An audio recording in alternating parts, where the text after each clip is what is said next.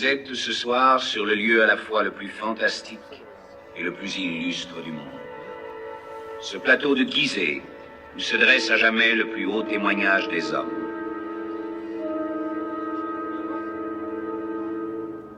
Pas un voyageur débouchant sur cette esplanade, impérator, négociant ou poète, qui n'ait eu le cœur étreint.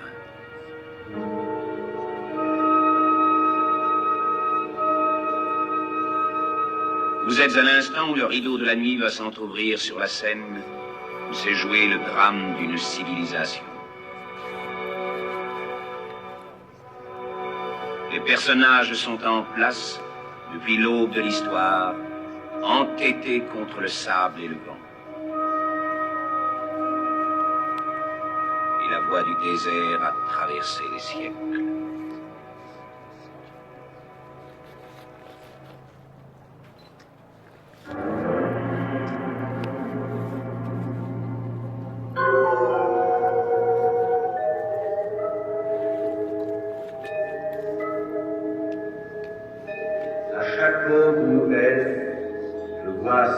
Le Dieu Soleil sur l'autre rive du monde. Son premier rayon est pour mon visage tourné vers lui. Depuis 5000 ans, j'ai vu se lever tous les soleils dont les hommes aient gardé la mémoire. J'ai vu la première clarté de l'histoire de l'Égypte. Et je verrai demain s'embraser encore l'Orient pour un nouveau jour. Je suis le gardien fidèle au pied de son Seigneur, si fidèle, si vigilant, si près de lui qu'il m'a comme prêté son visage. Je suis l'ami d'un pharaon et je suis aussi ce pharaon. Le peuple qui m'adorait m'a donné au cours des siècles beaucoup de monde.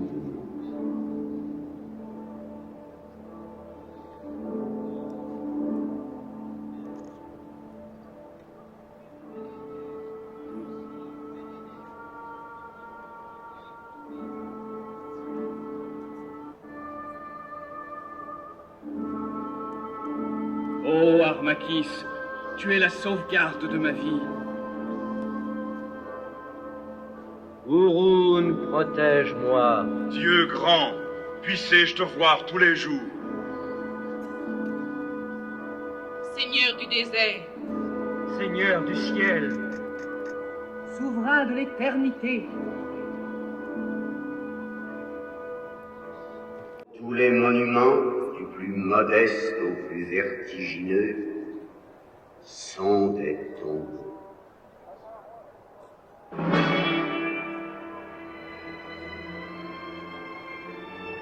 Les civilisations sont des îlots dans l'océan de la barbarie. C'est ici le plus prestigieux de ces îlots sur lequel le Sphinx veille depuis 5000 ans.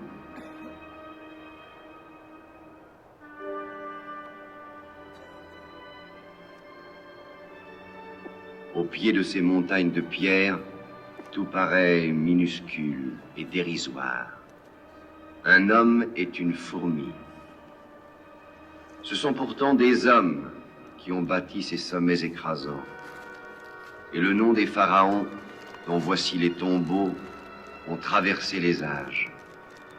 Leur gloire a vaincu le temps.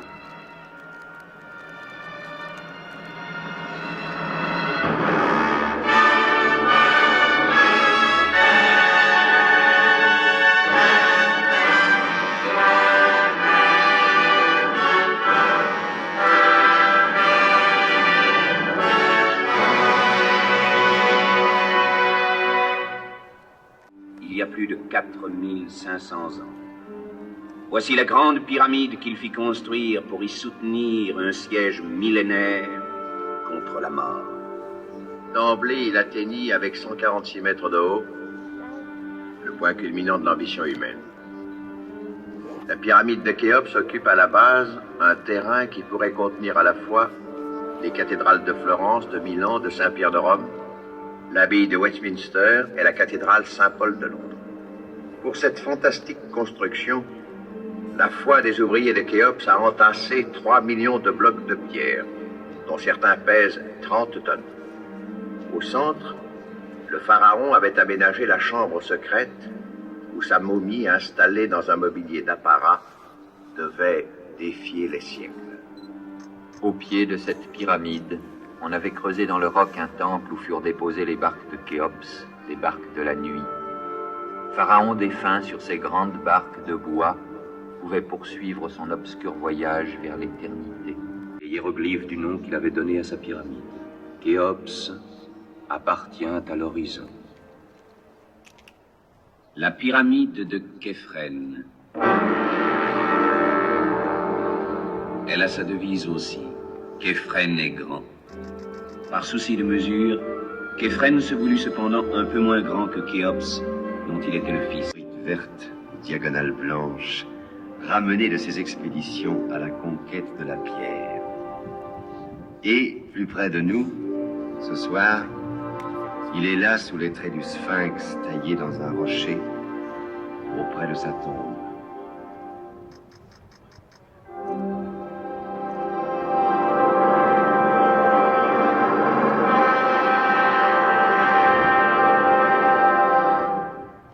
Funéraire de Gizeh, un troisième tombeau géant devait parachever ici la merveille du monde. Plus modeste, certes, mais d'autant plus émouvant que toute la ferveur humaine mobilisée ici semble s'y être comme tarie, et que le long de ses flancs précieux, revêtus de granit, ont dû glisser finalement comme une dernière caresse les mains lasses des ouvriers qui avaient fini.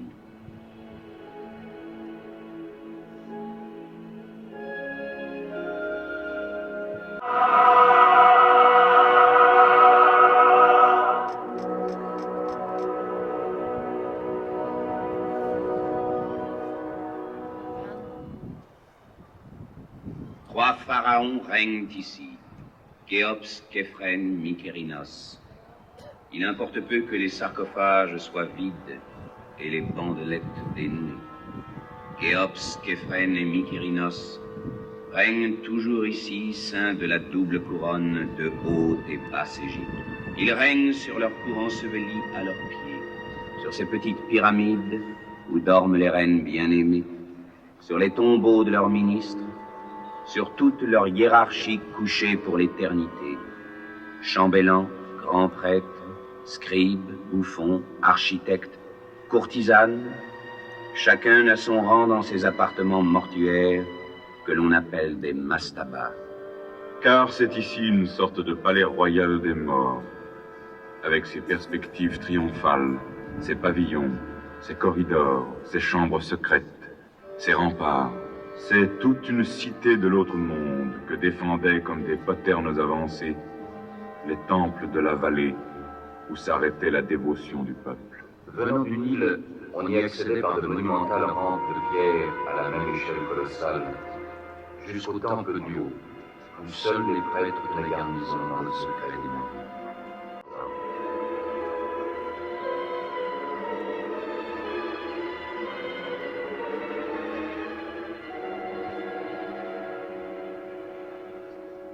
Que notre pensée s'arrête un instant à travers le dédale de cette nécropole, à une tombe pareille à des milliers d'autres, à la tombe de la mère de Khéops, et à cette litière qu'on y a retrouvée marquée de hiéroglyphes d'or pour l'éternel cheminement aux côtés de son fils géant.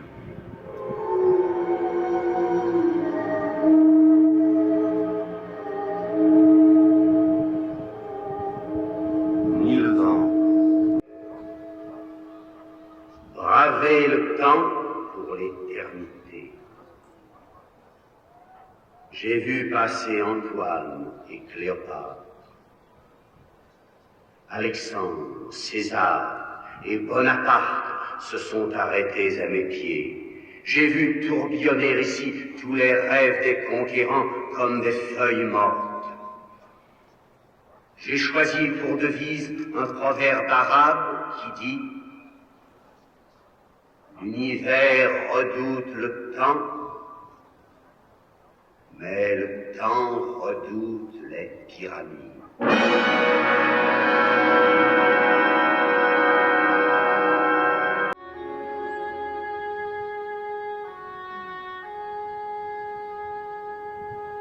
Caché dans le secret de son tombeau, servi par un peuple de statues, disposant de toutes les provisions de route, la momie était là, au creux du sarcophage, au service de l'âme qui, sans son recours, ne saurait, seul, affronter la nuit. Et l'odeur des aromates, huile de cèdre, myrrhe ou résine, a survécu jusqu'à nous, au fond de ce tombeau. Chaque pierre pesait en moyenne 2 tonnes et demie. Et il en fallut 3 millions l'une sur l'autre. Les plus belles venaient des carrières de granit d'Assouan, transportées par eau, amenées à pied d'œuvre par la crue du Nil.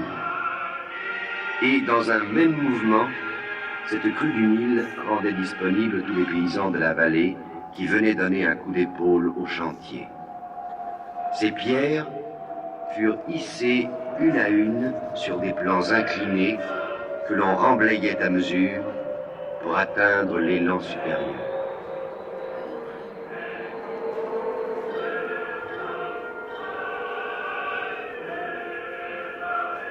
On vécut dans une de ces rares époques de certitude où l'homme sait ce qu'il fait et où il va, parce qu'il croit.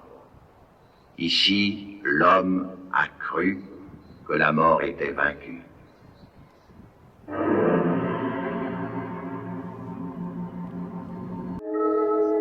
Voilà donc à mes pieds, sur ce vaste chantier, à l'aube de l'humanité, des arpenteurs, des géomètres, des savants qui ont dénombré les étoiles, des ingénieurs, des architectes, tout un peuple. Alors même que dans le reste du monde, les hommes chassent encore dans les forêts ou s'enferment dans les cavernes. Je te salue, Nil souverain, qui coule là-bas si noblement, car tu fus le père de cette merveilleuse aventure.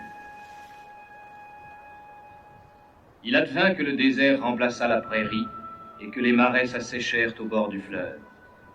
Alors l'homme fut comme contraint à la civilisation. Il se fit paysan pour vivre. Il dut s'accommoder de l'inondation, inventer la digue et le canal. Il aima la terre, il y creusa sa tombe. Il voulut y survivre. Ce sont des paysans qui ont élevé ici, avec la complicité du fleuve, ces monumentales maisons des morts. Et moi, les prêtres graves et les nobles dames aux robes si légères qu'elles en étaient en somme dévêtues.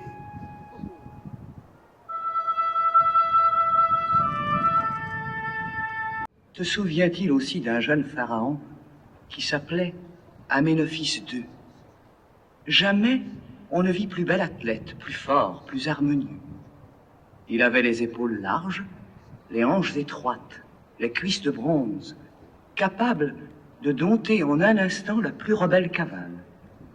Ses exploits sont gravés dans une pierre qu'il vint offrir.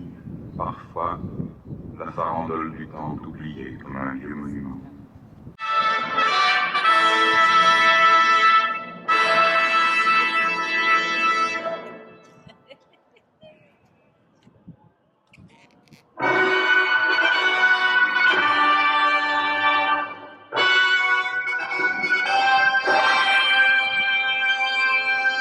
L'assistance excite la cadence des rameurs.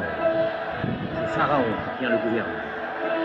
Il manœuvre parfaitement et dans un dernier élan amène le vaisseau au débarcadère. Acclamé par son peuple, Pharaon a sauté sur la rive et monte au plateau où sont dressées les cibles de cuivre du tir à l'arc. On abandonne les rives du Nil pour venir assister à la nouvelle époque.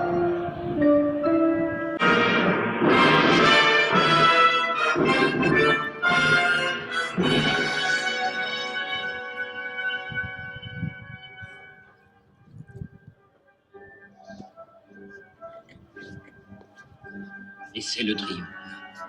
Debout sur son char, Pharaon revient vers l'estrade où l'attend son trône. La cour, les prêtres, le peuple apprêtent qui son compliment, qui son encens, qui son cadeau.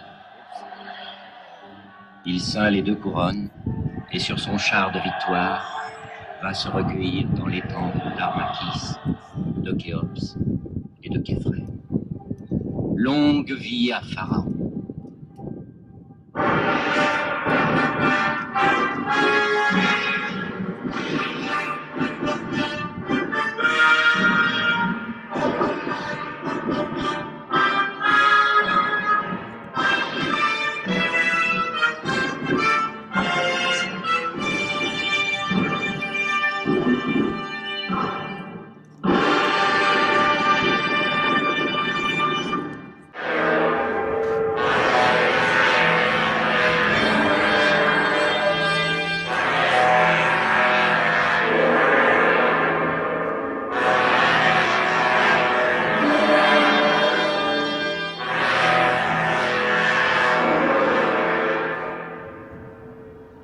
Pharaon repose dans son cercueil de bois, de pierres précieuses et d'or.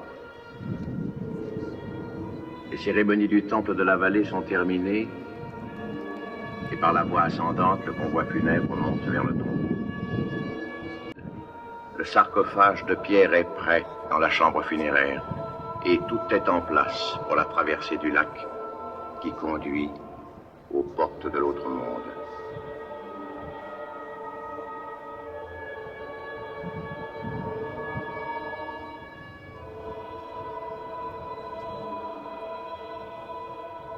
La dernière dalle va être scellée si parfaitement qu'on ne pourra plus distinguer ce qui fut une porte de ce qui est la muraille.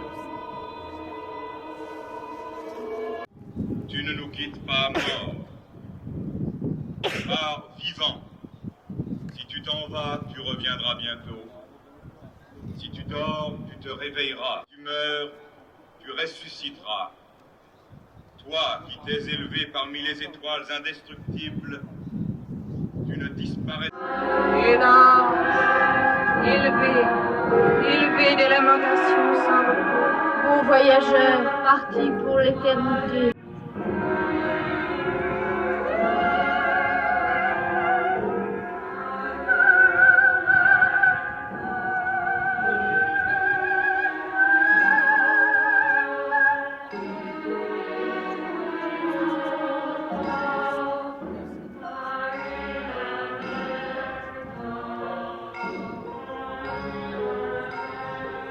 Ainsi, pendant des millénaires, la splendeur de la civilisation, gagnant de proche en proche vers le sud, avait fait de la vallée du Nil une sorte de voie triomphale, bordée par les papyrus du savoir, les labours de la prospérité, les terrasses de la douce vie et les tombeaux méditatifs.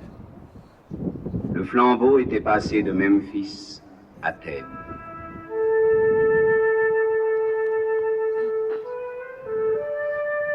De grands yeux pensifs, un corps débile, une douceur presque féminine. Voici l'étrange adolescent qui accède à la toute-puissance. Il abandonne son nom d'Amenophis IV pour se donner un nom à lui. Ak en Aton. Aton, l'unique.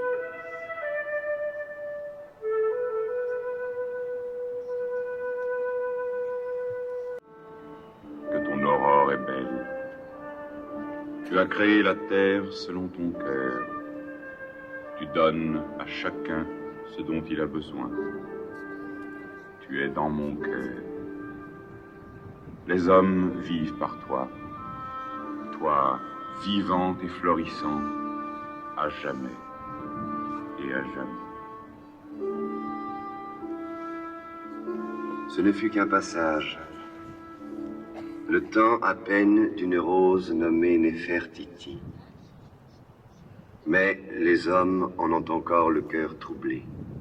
Son successeur devait s'appeler Toutankhamon. Il s'appela Toutankhamon, du nom de l'ancien dieu. C'est dire que tout rentra dans l'ordre. Frêle et tendre, Toutankhamon mourut à 20 ans, après 9 ans de règne.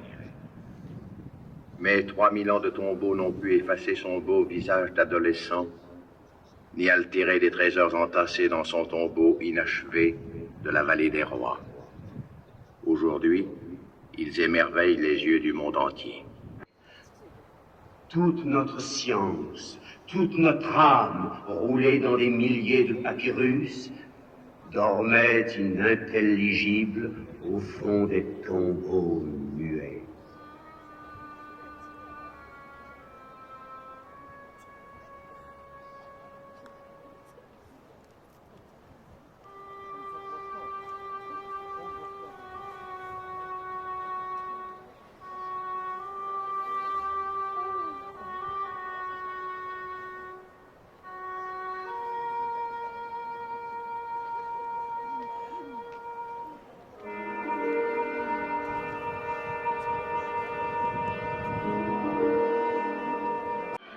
D'un seul coup, du fond des sépulcres jusqu'au faîte des pyramides, tous les hiéroglyphes se mirent à revivre.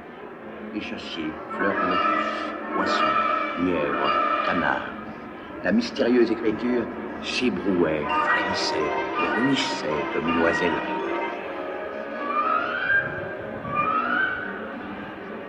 On eût dit qu'à l'appel de trompettes célestes, la vieille Égypte sortait de ses tombeaux, jeune, immortelle. Jeune, immortelle.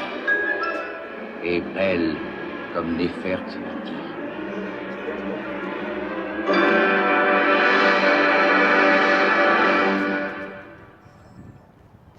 Les papyrus des bibliothèques englouties devenaient volubiles.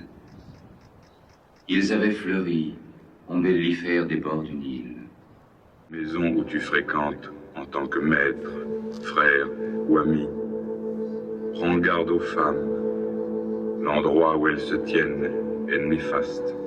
Ne réponds pas au bien par le mal. La justice passe avant la force.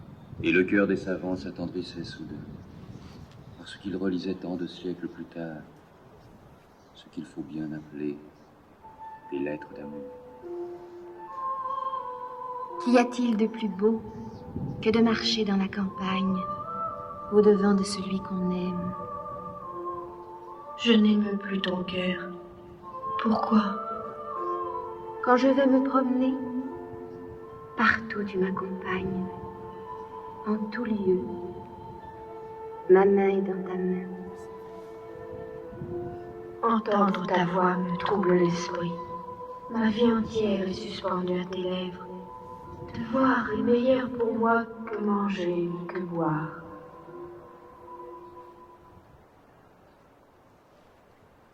Ah, le plus beau, le plus pur.